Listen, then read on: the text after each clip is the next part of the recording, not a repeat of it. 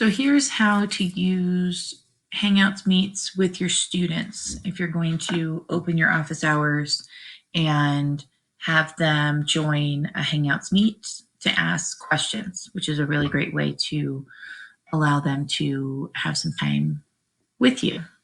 So you're still going to go through your Google Calendar. So I already have mine up. Now, when I go through to create this, I'm still going to go to the more options. So I'm going to say A1 questions session. And I'm going to add conferencing. So that part is still the same. The big difference is when I go down here, I'm selecting a Google Calendar. So let's say I'm going to select somebody else, one of the other calendars. So I'm going to select it to a specific calendar, and I might write in the descriptions. Click on the Hangouts link to ask questions about our, you could just, remote learning, right? What are we learning this week? Come ask some questions. So this, once I select the calendar, it's going to go to their calendar, which for students that, are really with it, they're going to be able to get it off of that. You can add a notification where it'll notify them 10 minutes before this starts. So that's really helpful if they have Google Calendar on their phone, because then it'll notify them that this is happening. But let's say that I'm going to start this at 7:40 or 8. Let's say 8. I'm going to go 8 to 9. So I'm going to say this is going to pop up in their calendar. So then what I'm going to do is I'm going to go through and I'm going to copy this and I'm going to put it as an announcement in my Google Calendar or in my Google Classroom.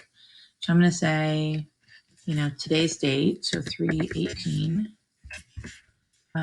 Join me for a Hangouts Meet to ask any questions about what we're learning this week.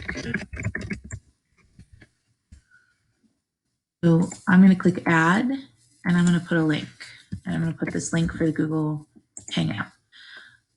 I can also put it in the actual information here, but if you put it here, when I go through and post it,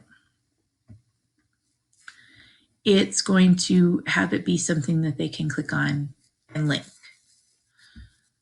So when I go through and set that up, I'm going to go through and I can delete this and it'll still go. Like, you can delete it after the fact.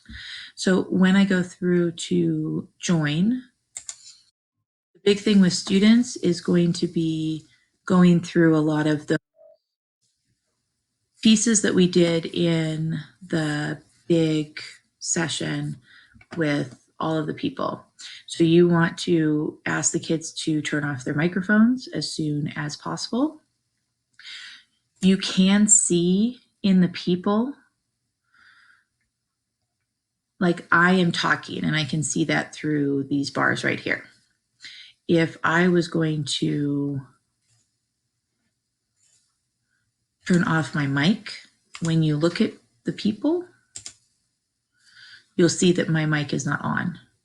And I can go through and mute people, and then they would just have to turn their microphones back on. But really, you want students to utilize the chat to ask questions. You can turn on something to present.